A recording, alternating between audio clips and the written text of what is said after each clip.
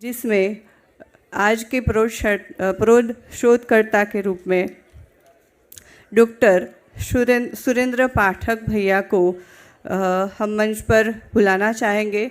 उनके बारे में एक परिचय मैं दूँ।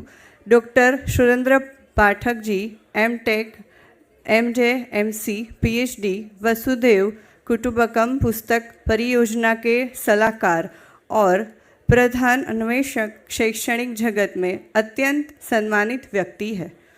पिछले 25 वर्षों से डॉक्टर पाठक जी जीवन विद्या मध्यस्थ दर्शन के एक अध्येता और प्रबोधक के रूप में प्रेरणा और नेतृत्व प्रदान कर रहे हैं।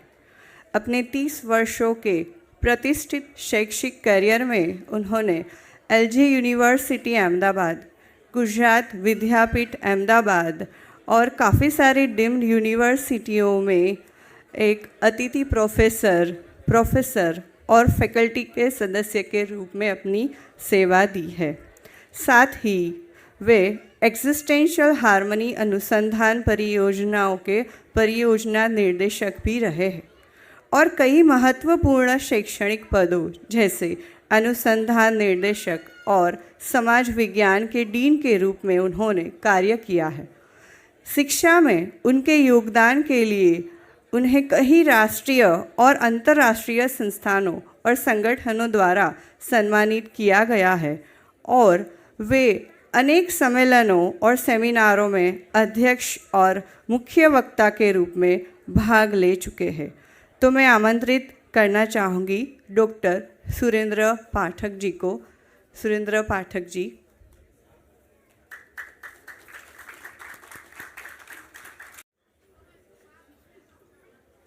श्रद्धेय बाबा जी को नमन करते हुए अपनी बात शुरू करना चाहता हूँ। हाल में उपस्थित मध्यस्थ दर्शन से अस्तित्ववाद के अध्येता और प्रबोधक, प्रचारक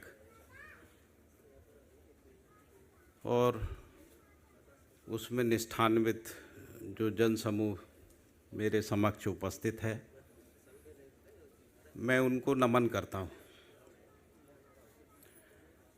इस संस्थान के जो अधिष्ठाता हैं उनके प्रति कृतज्ञता और नमन व्यक्त करता हूँ।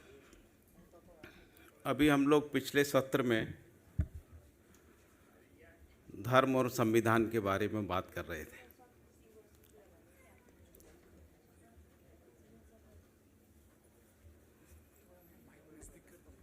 माइक नज़दीक कर दूँ, आवाज़ ठीक आ रही? आवाज़ ठीक है ना? पीछे बढ़िया। ऐसा भी कर सकते, नीचे ऐसा कर दें, ठीक है? ठीक। मैं विगत 25 साल से मध्यस्थ दर्शन का अध्येता हूँ और बाबा जी के वाङ्मयों को अनेक बार पढ़ा है और मुझे लगता है कि हर बार पढ़ने में ऐसा लगता है कि कुछ थोड़ा सा समझ बढ़ गई है, ऐसा लगता। मैंने जब बाबा जी ने मानवीय संविधान प्रकाशित हुआ था उससे पूर्व बाबा जी ने मुझसे कहा कि बेटा संविधान के ऊपर गोष्ठी करो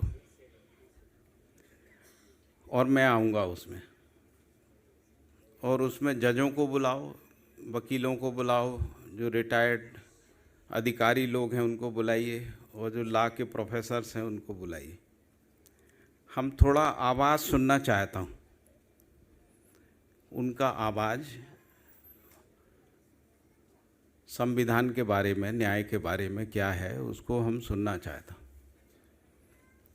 हमने मानवता की कसौटी पे संविधान विधि विधान इस विषय पर 3 गोष्ठियाँ की। पहली भोपाल में की जो विधानसभा में हुई थी, पुरानी जो विधानसभा है उसके कैबिनेट हॉल में की थी। उसमें सुप्रीम कोर्ट के जज भी थे, चीफ सेक्रेटरी भी थे, डीजीपी थे, प्रोफेसर थे, वाइस चांसलर थे, जर्नलिस्ट थे। सब लोगों ने संविधान मानवता की कसौटी पे संविधान विधि विधान विषय पे अपना अपना बात किया और बाबा जी ने उसकी अध्यक्षता की थी, इसलिए बाबा जी ने अपना बाद में बहुत ही 4-5 मिनट में उन्होंने अपनी बात रखी। ये एक स्मरण है श्रद्धेय बाबा जी का, परंपरा को समझना है, यानी परंपरा का जो नोशन है उस नोशन का अनुमान लगाने की उनकी एक विधि है। दूसरा, जब ये पुस्तक प्रकाशित होने वाली थी तो उन्होंने साधन भाई से कहा कि इसको पाठक के पास भेज दो, तो मेरे पास आई। मैंने उस संविधान के एक एक अक्षर को, एक एक शब्द को पढ़ा और पढ़ने के बाद बाबा जी ने मुझे अमरकंटक बुलाया और पूछा, बेटा समझ में आया? मैंने कहा, बाबा जी नहीं आया।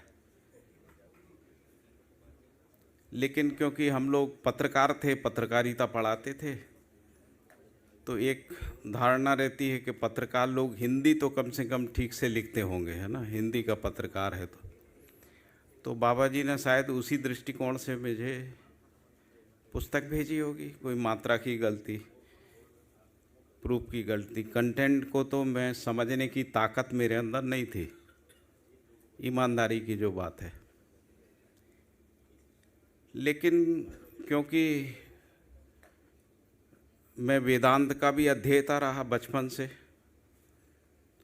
और मैंने राजनीतिक दर्शन को भी पढ़ा, प्लेटो से लेके आज तक जो भी विकास हुआ है, और मैंने ट्रेडिशनल लॉ भी पढ़े थे, चाहे वो मनु का धर्मशास्त्र हो, चाहे क्रिश्चियन लॉ हो, पर्सनल मुस्लिम पर्सनल लॉ हो, आदि आदि, और थियोलॉजीज भी पढ़ी थी। वो बचपन से एक पढ़ने का प्रवृत्ति होने के कारण से, और मैंने देखा कि बाबा जी ने संविधान में मुश्किल से 5-6 पेज में पूर्ववर्ती संविधान की समीक्षा की है। मुझे लगता है कि इस धरती में कोई विद्वान नहीं है जो इतने कम शब्दों में परंपरागत संविधान और जिसको हम लोग कॉन्स्टिट्यूशनल लॉ कह रहे हैं, उससे निर्मित जो संविधान है उसकी समीक्षा करने में सक्षम। मुझे नहीं मालूम, लेकिन रण सिंह जी को शायद कुछ अंदाज होगा। मैंने तो सुना ही है कि संविधान का प्रारूप नाम की एक पुस्तक प्रकाशित हुई थी। अजय भाई भी हाथ उठा रहे हैं, उनको तो पता ही होगा, वो तो बहुत पुराने हैं। मैं तो जब आया था तब वो प्रकाशित हो गई थी और इतनी पुरानी हो गई थी कि उसका कलर भी पीला पड़ गया था जब बाबा जी के संपर्क में आया था। और मुझे ऐसा बताया गया कि वो जो संविधान का प्रारूप है वो जस्टिस वेंकट चलैया के ने अपने यहाँ एक शिविर किया था न्याय का। बाबा जी उस शिविर को लेने कर्नाटक गए थे। कर्नाटक हाई कोर्ट के चीफ जस्टिस थे जस्टिस वेंकट चलैया, जो बाद में संविधान समीक्षा आयोग के चेयरमैन बने अटल जी के टाइम पे।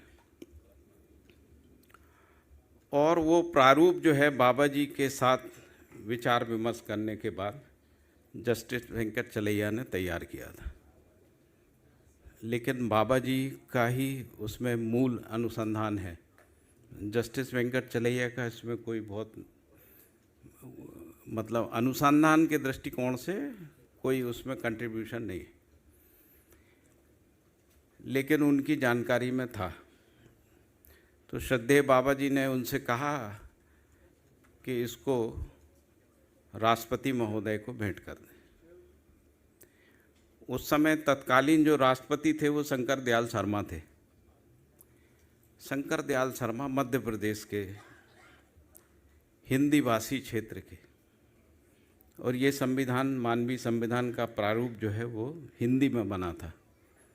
और उसको ले जाने वाले व्यक्ति जो है कर्नाटक के कन्नड़ और अंग्रेजी के विद्वान, न्यायविद और शंकर दयाल शर्मा जी ने, महामहिम तत्कालीन राष्ट्रपति महोदय ने शंकर दयाल शर्मा जी से कहा कि इसका अंग्रेजी में अनुवाद करके ले आओ। और जब वो अंग्रेजी में अनुवाद हुआ तब तक शंकर दयाल शर्मा जो है महामहिम नहीं रहे, दूसरे महामहिम हो गए। बात आई गई चली गई। बहुत सालों के बाद संविधान समीक्षा आयोग बना। संविधान समीक्षा आयोग में बाबा जी को एक चिट्ठी भेजी और उसमें उन्होंने कहा आप अपने सुझाव भेज दीजिए। तो बाबा जी ने वो संविधान का प्रारूप और कुछ सुझाव पत्र लिख के जो है वो भेज दिए, वो मेरी जानकारी में है। और उसके बाद एक वहाँ से उत्तर आ गया कि आपने जो सुझाव भेजे थे वो प्राप्त हो गए। और इसके बाद आप सब लोगों को पता है कि संविधान समीक्षा आयोग की जो रिपोर्ट है वो पता नहीं किस लाल बस्ते में बंधी हुई धूल खा रही है, हमको नहीं पता, लेकिन किसी सरकार ने उस पर हिम्मत नहीं किया। ये एक पृष्ठभूमि थी, इससे आप अनुमान लगा सकते हैं कि बाबा जी जब मानवीय संविधान लिख रहे हैं तो वो कोई फिलॉसफी का पुस्तक नहीं है। उन्होंने पूरे परंपरा का समीक्षा किया, यानी ट्रेडिशनल लॉ का रिव्यू किया है। और मैं दावे से कह सकता हूँ और मैं इसके लिए चर्चा के लिए भी तैयार हूँ। और हमारे बलराज मलिक जी कहाँ गए? बलराज मलिक जी, हाँ, तो यदि आप दिल्ली में कोई कॉन्फ्रेंस करेंगे तो हम इस पे चर्चा करने के लिए तैयार हैं। आप और हम मिलके इस पे कॉन्फ्रेंस कर सकते हैं। बलराज जी जो है वो बार एसोसिएशन से भी जुड़े हैं और सीनियर एडवोकेट हैं, और नेशनल लॉ इंस्टीट्यूट से भी उनका संबंध है। मैंने नेशनल लॉ इंस्टीट्यूट में उन्होंने मुझे कई बार आमंत्रित किया है। मुझे लगता है कि जो एक संदर्भ था उस संदर्भ को मैं पूरा कर देना चाहता हूँ। तो जब बाबा जी ने मुझसे पूछा कि बेटा समझ में आया क्या, तो मैंने कहा बाबा जी नहीं समझ में आया। तो बाबा जी ने कहा जब तक तुम मानव संचेतनावादी मनोविज्ञान को पचाओगे नहीं तब तक ये समझ में नहीं आएगा।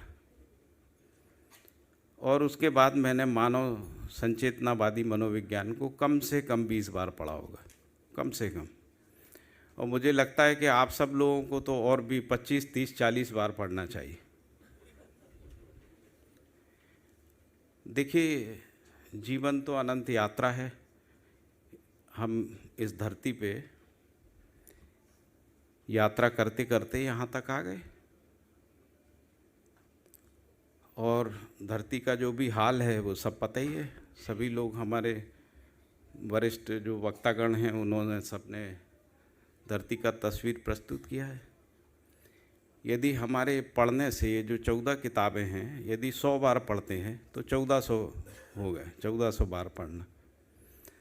अगर 1400 बार पढ़ने में यदि कोई समाधान आपको पकड़ में आ जाता है तो आप समझिए कि धरती पे 1 लाख साल का जो मानव परंपरा है वो सफल हो जाएगा। ये समझ में आता है, इतना सीरियस बात है। दूसरी जो बात है, जब हम संविधान की बात करते हैं तो ट्रेडिशनल लॉ से कॉन्स्टिट्यूशनल लॉ आया। हमारे देश में भी जो कॉन्स्टिट्यूशनल लॉ का जो विकास हुआ है वो पश्चिम के डिज़ाइन पे हुआ है। पश्चिम में यदि हम कहेंगे तो प्लेटो से लेकर जो आगे, यानी प्लेटो ने रिपब्लिक, और उससे लेके फ्रांस की क्रांति में इक्वालिटी, फ्रेटर्निटी, ये सब आए, और उससे संविधान के कुछ चीज़ों को पहचाना गया है ना, जिसको हम लोग कह रहे हैं। लेकिन बाबा जी जिस संविधान की बात कर रहे हैं वो इंडिविजुअल फ्रीडम जैसी मिथ की बात नहीं करता है। ये जो दुनिया में जितने भी अभी कॉन्स्टिट्यूशनल लॉ के आधार पर बने हुए कॉन्स्टिट्यूशन है, इसमें सबसे हाई वैल्यू यदि किसी बात को दी है वो इंडिविजुअल फ्रीडम है। बाबा जी कह रहे हैं कि अस्तित्व सह अस्तित्व है, और सह अस्तित्व में नियम न्याय धर्म सत्य पूर्वक जीने में स्वतंत्रता है। यदि हम सह अस्तित्व में नियम न्याय धर्म सत्य पूर्वक नहीं जीते हैं तो मानव जाति परतंत्र है। ये संविधान कहता है कि हम स्वतंत्रता की गारंटी देते हैं, अधिकार देते, प्रदत्त करता है। स्वतंत्रता प्रदत्त होने की चीज़ नहीं है। जैसा बलराज जी कह रहे थे कि वो न्याय जो है महसूस करने की चीज़ है ना, महसूस उर्दू का शब्द है, अनुभव करने की चीज़। न्याय अनुभव करने की चीज़ है। उस दृष्टिकोण से देखा जाए तो ये जो संविधान है धरती पे, इन संविधान में न्याय है ही नहीं। अब आते ट्रेडिशनल लॉ में जो न्याय है या ट्रेडिशनल फिलॉसफी और थियोलॉजीज़ में जो न्याय है, यदि आप उसको जैनिज़्म में, बुद्धिज़्म में, वेदांत में और मटेरियलिज्म में, मार्क्स की फिलॉसफीज़ में यदि न्याय का परिभाषा देखेंगे, एनसाइक्लोपीडिया आप लॉ में जाके भी देख सकते हैं, एनसाइक्लोपीडिया ब्रिटानिका में, अमेरिकाना में, जहाँ देखना है। और इसी मन से अभी कह रहे थे कि संयुक्त राष्ट्र संघ में न्याय परिभाषित नहीं हुआ। हम लोग न्याय को व्यक्ति में खोजते रहे। न्याय सहअस्तित्व में है। व्यक्ति में न्याय जैसी कोई चीज़ नहीं होती। व्यक्ति न्याय के ऊपर ध्यान करते करते चुप हो जाता है, शांत हो जाता है, जिसको हम समाधि कह रहे हैं। समाधि तो न्याय नहीं है। तो न्याय परिभाषित नहीं है, ना ट्रेडिशनल लॉ में, ना फिलॉसफीज़ में, ना थियोलॉजीज़ में, ना कॉन्स्टिट्यूशनल लॉ में, और ना किसी आइडियोलॉजी में न्याय का परिभाषा नहीं है। न्याय की सार्वभौम परिभाषा को संयुक्त राष्ट्र संघ और अंतर्राष्ट्रीय स्तर पर जितने भी फोरम हैं उसमें भी कोई यूनिवर्सल फ्रेमवर्क जो है न्याय का अभी तक नहीं बन पाया। न्याय का तो छोड़ दीजिए, आतंकवाद और अपराध का परिभाषा भी नहीं बन पाया। जैसे जो कम्युनिस्ट रेड टेरर है, उसको जो फंडामेंटलिस्ट लोग हैं उसको टेररिस्ट बोलते हैं। कम्युनिस्ट टेरर, लाल टेरर, लाल आतंक। और जो कम्युनिस्ट लोग हैं उसको कहते हैं वो सोशल रेवोल्यूशनरी हैं, वो क्रांतिकारी हैं, वो तो महापुरुष हैं जिन्होंने सबकी लड़ाई के लिए अपनी कुर्बानी देने का तय किया। इसी प्रकार से धर्म परंपरा को बनाए रखने के लिए जो कंजर्वेटिव हैं उन्होंने हिंसा का सहारा लिया। सभी धर्मों ने, दुनिया के लगभग सभी धर्मों ने अपने धर्म को फैलाने के लिए हिंसा का सहारा लिया। उन हिंसक लोगों को, युद्ध करने वाले लोगों को हमने आतंकवादी नहीं कहा। हमने उनको धर्म के रक्षक के रूप में माना।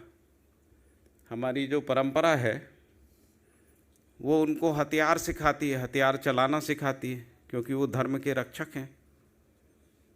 और यदि कोई धर्म की संपत्ति पे आक्रमण करता है तो वो हमला करके उनकी हत्या कर सकते हैं, और वो धर्म का आचरण है, वो आतंकवादी आचरण नहीं है। तो इसीलिए आतंकवाद का परिभाषा तय नहीं हो पाया, अपराध का परिभाषा तय नहीं हो पाया, न्याय का परिभाषा तय नहीं हो पाया, क्योंकि अस्तित्व को समझा नहीं गया। जो वास्तविकता की बात कर रहे थे भैया जी, वो वास्तविकता को, अस्तित्व जैसा है वैसा समझा नहीं गया। खुद वेदांतिक परंपरा ये कहती है कि वेदांत में जो निष्पत्तियाँ हैं वो अनिर्वचनीय हैं, भाषा से व्यक्त नहीं होती हैं। उसी को बाबा जी कह रहे हैं कि वो रहस्य मूलक है। रहस्य का मतलब होता है जिसको समझा नहीं गया है। अगर आप समझ गए तो रहस्य से मुक्त है।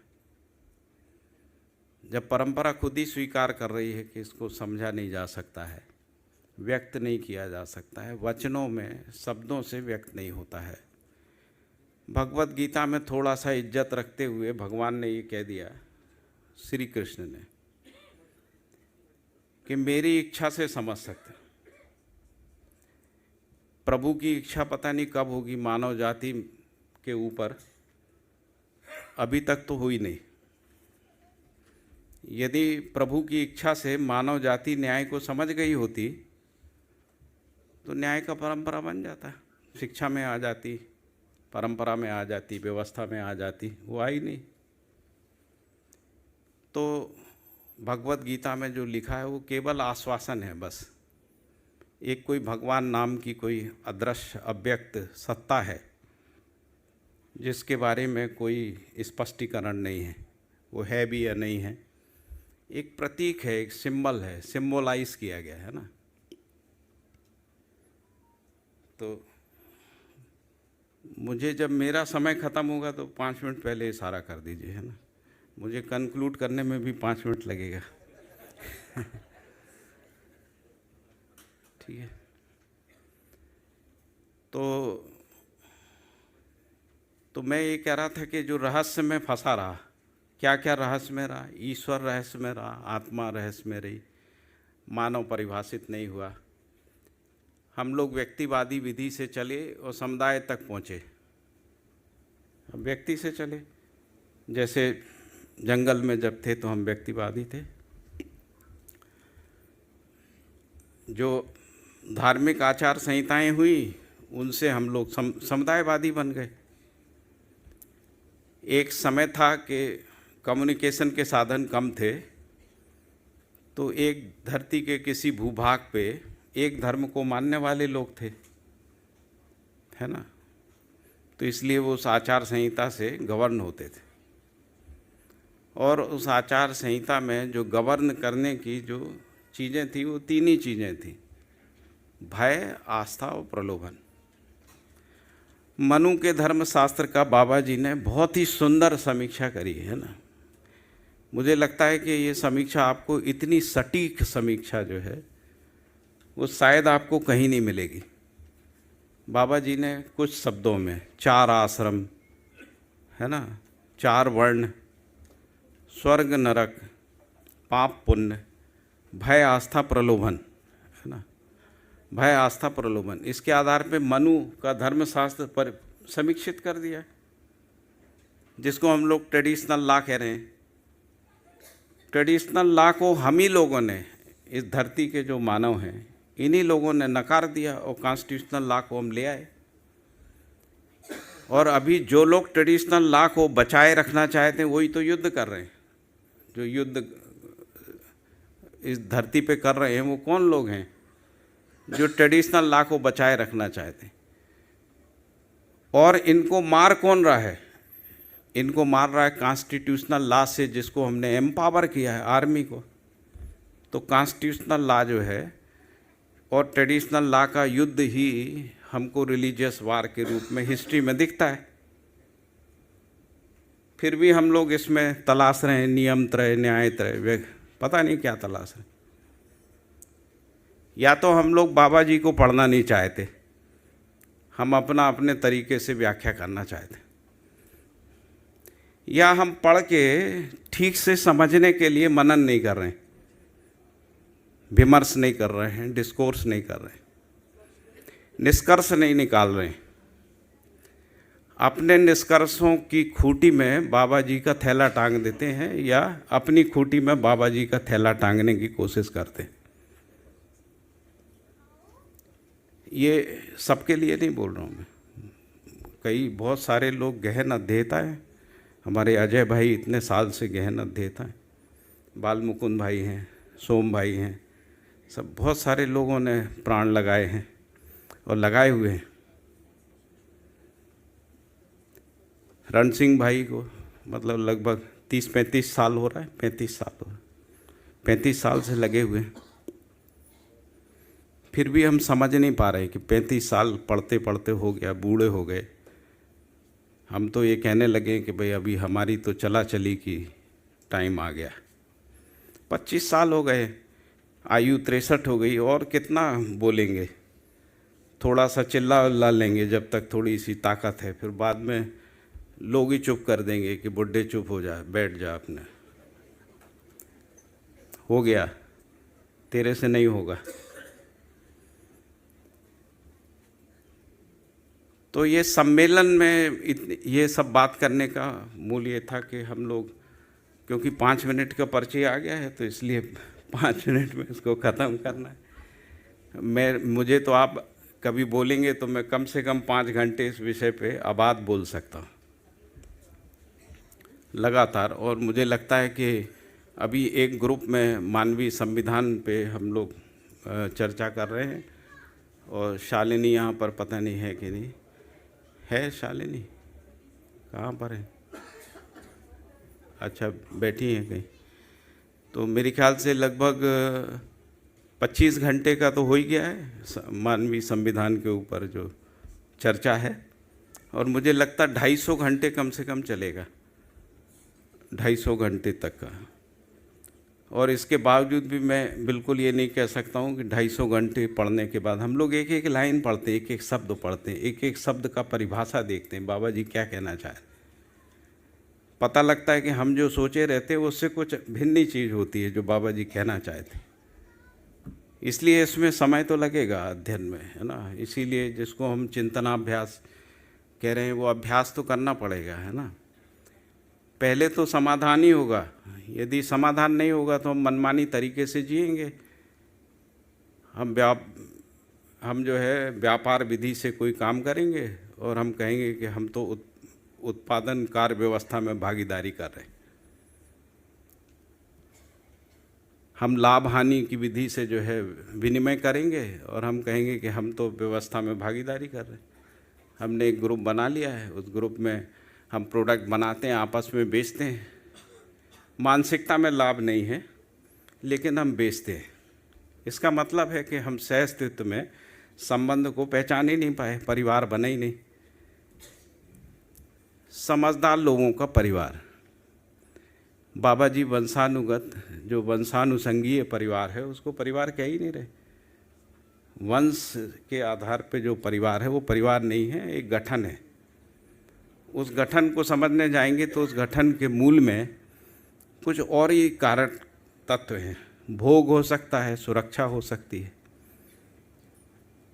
अधिनायकवादी प्रवृत्ति हो सकती है, जिसको पैट्रियार्ची कहते हैं, वही बनी रहती है, वो राज्य तक जाती है और अंतर्राज्य तक जाती है। मेरे कुछ मित्रों ने अर्थ कॉन्स्टिट्यूशन लिखा है, ग्लेन मार्टिन करके एक व्यक्ति हैं, गूगल में आप सर्च करेंगे अर्थ कॉन्स्टिट्यूशन मिल जाएगा। बहुत सारे लोग हैं जो इंटरनेशनल कॉन्स्टिट्यूशन जैसा कोई पुस्तक नहीं है, है ना बलराज जी। इंटरनेशनल लॉ है, और वो इंटरनेशनल लॉ जो है संयुक्त राष्ट्र संघ या जो भी ग्लोबल स्टेट नेशन के बीच में जो लीगल कॉन्स्टिट्यूशनल डिस्कोर्स है उससे निकला है, और इसीलिए इंटरनेशनल कोर्ट ऑफ जस्टिस जो है वो इस्टेब्लिश हुआ, और उसमें कई देशों की भागीदारी है, लेकिन वो उसका कोई प्रभाव नहीं। हम लोगों ने पुतिन और जेलेंस्की का जो युद्ध है, मैं उसको यूक्रेन और रशिया का नहीं मानता हूँ, है ना, क्योंकि रशिया के लोगों ने नहीं कहा युद्ध करो, है ना वो निरीह जनता जो यूक्रेन की थी उसने कहा कि युद्ध करो। बस अनुमोदन विधि से इनको हम शासक माने, वो यहाँ की जनता इसलिए युद्ध कर रहे हैं, उसमें बहुत सारे कारण हैं। तो जिसको अपन इंटरनेशनल लॉ कह रहे हैं ना, हमारा जो इंडियन कॉन्स्टिट्यूशन का आर्टिकल 51 है वो ये कहता है कि कॉन्स्टिट्यूशन जो है, जब कॉन्स्टिट्यूशन की बात आती है वो कहते हैं कि इंटरनेशनलिज्म को जो है वो आर्टिकल 51 जो है सपोर्ट करता है। जो कुछ बात यहाँ थोड़ी सी हुई थी कि हमारा संविधान कम से कम हमको बात करने की इजाज़त दे रहा है, तो संविधान ना केवल इसकी इजाज़त दे रहा है, वो ये भी कह रहा है कि आप इंटरनेशनलिज्म को बढ़ा सकते हैं, जिसको हम लोग अखंड समाज कह रहे हैं, कोई लोग वसुदेव कुटुंबकम कह रहे हैं। तो वो जगह इस संविधान में है।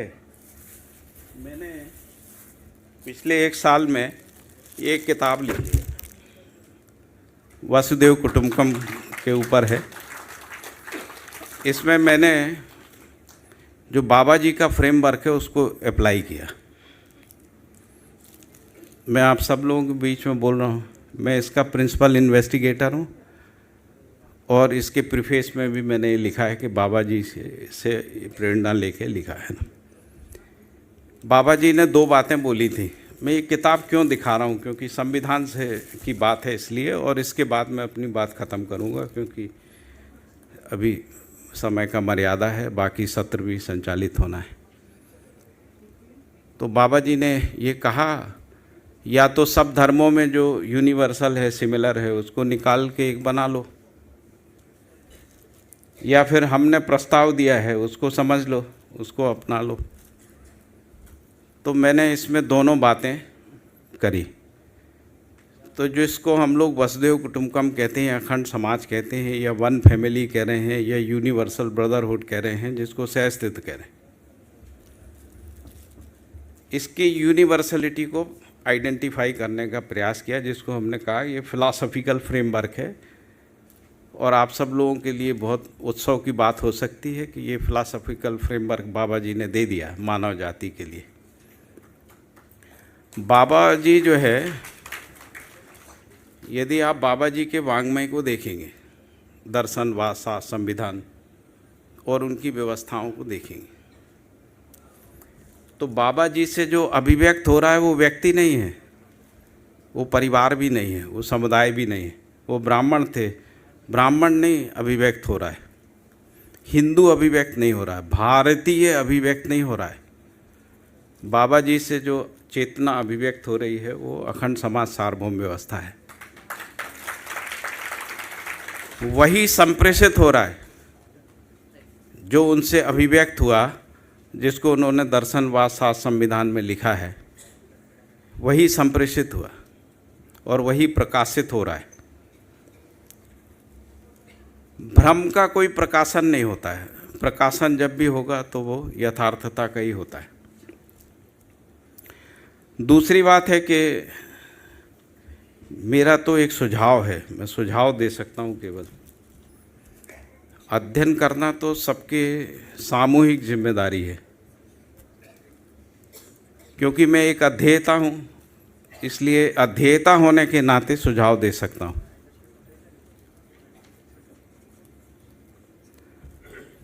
और वो सुझाव ये है कि हमको अध्ययन सह अस्तित्व में करना है, व्यक्ति में नहीं करना है। आप यदि व्यक्ति में न्याय, धर्म, सत्य को, विश्वास, सम्मान, प्रेम, स्नेह, ममता को खोजने जाएंगे, या परंपरा में खोजा गया है, वो मिला नहीं है। दूसरी बात है, बाबा जी ने कहा कि जैसे प्रेम है वो समुदाय में प्रमाणित ही नहीं होता है, क्योंकि यदि आपका प्रेम सर्व से नहीं है तो आप प्रेम में जी रहे हैं, ये प्रमाणित नहीं होता है। तो यदि हम व्यक्ति में प्रेम है कहते हैं, और यदि वो प्रेम के साथ परिवार में नहीं जीता है, परिवार प्रेम के साथ समाज में नहीं जीता है, समाज राष्ट्र और अंतर्राष्ट्र के साथ प्रेम से नहीं जीता, तो प्रेम का कोई प्रमाण नहीं है। इसलिए समुदाय चेतना में प्रेम का कोई प्रमाण नहीं आया। इसको बहुत अच्छे से गांठ बांध लीजिए। सह अस्तित्व के प्रकाश में, रोशनी में ही अध्ययन हो सकता है। जब तक हम अपनी चेतना का विलय नहीं करते हैं सह अस्तित्व में, यानी हम अखंड समाज सार्वभौम व्यवस्था या सह अस्तित्व मानसिकता से ओतप्रोत नहीं होते हैं, तब तक इस बाबा जी के वाङ्मयों का अध्ययन करना संभव नहीं है। अध्ययन करना भी संभव नहीं, समझ नहीं पाएंगे, हमको कई जन्म लग जाएंगे। ये बहुत असाधारण घटना घटी है मानव जाति के इतिहास में, जो भी हुआ है। आचरण तो बहुत दूर की बात है, बहुत दूर है आचरण। यदि सर्वतोमुखी समाधान हमको समझ में नहीं आया है, हम सर्वतोमुखी समाधान के प्रकाश में मानवीय आचरण कर ही नहीं सकते हैं। हम जब भी आचरण करेंगे व्यक्तिवादी होगा, समुदायवादी होगा, या लाभ हानि का व्यवहार होगा, या व्यापार मानसिकता का होगा। या शक्ति केंद्रित शासन का होगा, सह अस्तित्व विधि से नहीं हो पाएगा। मुझे लगता है कि इन बातों को गांठ बांधने की ज़रूरत है। मैं 2-3 सेंटेंस में अपनी बात ख़त्म करके इसको ख़त्म कर रहा हूँ। मैंने कहा कि मैंने इसमें फ़िलासफ़िकल फ्रेमवर्क को आइडेंटिफाई किया है ना। फिर बाबा जी ने ये कहा कि मानव में संबंध एक जैसे हैं, हिंदू, मुसलमान, सिख, जितने भी समुदाय हैं इस धरती पे, सभी समुदायों में परिवार में माता पिता, पुत्र पुत्री, पति पत्नी, भाई बहन, इतने ही संबंध। तो सिमिलैरिटी आ गई, बिहेवियर में सिमिलैरिटी आ गई। इन सभी संबंधों में व्यवहार की पद्धतियाँ भी वही हैं, माता पोषण का ही काम करती है ना। तो इसका मतलब है कि बिहेवियर पैटर्न जो है उनमें भी सिमिलैरिटी है, समानता है ना। तो इस आधार पे बिहेवियरल फ्रेमवर्क बन जाते हैं, जिसकी व्याख्या बाबा जी ने मानव व्यवहार दर्शन में की। अभ्यास दर्शन में उसको बहुत एलोबरेट किया है। व्यवहार दर्शन और अभ्यास दर्शन को यदि आप जोड़ के देखेंगे तो बाबा जी कह रहे हैं व्यक्ति, परिवार, समाज, राष्ट्र में आचरण क्या है। व्यक्ति में आचरण, परिवार में आचरण, समाज में, राष्ट्र में, अंतर्राष्ट्र में, इन सारे आचरण को मिला के मानवीयतापूर्ण आचरण है, जो सहअस्तित्व में आचरण है, जिसमें मूल्य चरित्र नैतिकता है, जिसमें नीति त्रय है, जिसमें नियम त्रय है, जिस इन सब को मिला के जो विधान है ना, इन सब विधानों को जोड़ के संविधान है, जिसको हम लोग विधि कह रहे हैं, वो सहअस्तित्व विधि है। विधि जो है शक्ति केंद्रित नहीं है, व्यक्तिवादी नहीं है, समुदायवादी नहीं है, इंडिविजुअलिस्टिक नहीं है। और हमारे जो भी संविधान है, शिक्षा है, वो व्यक्तिवाद पे खड़ी है, समुदायवाद की मानसिकता को पैदा करती है, दंड विधि से उसका इम्प्लीमेंटेशन करती है। उससे जो कुछ निकलता है वो युद्ध ही निकलता है, हिंसा ही निकलती है, व्यवस्था नहीं निकलती। इसलिए मानवीय व्यवस्था नहीं निकली।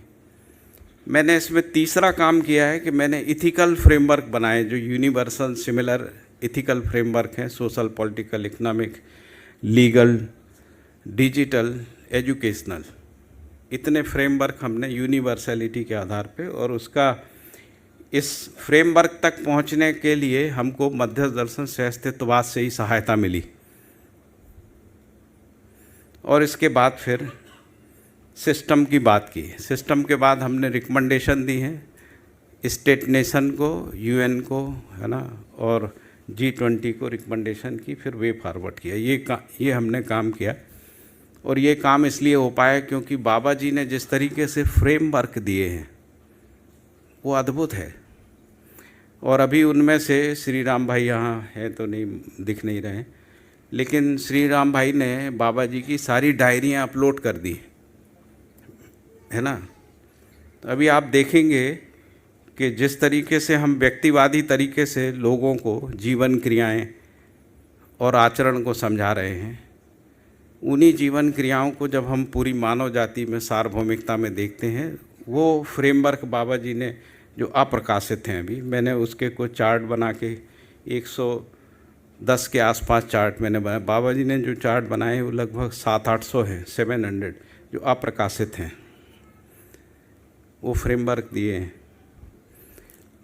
तो हम अध्येताओं के लिए भी एक अगला चरण है कि हम सार्वभौमिकता में, सहअस्तित्व में अध्ययन करके यूनिवर्सलिटी को अपनी मानसिकता में प्रतिष्ठित कर लें। बहुत बहुत धन्यवाद। पर्ची की जरूरत है।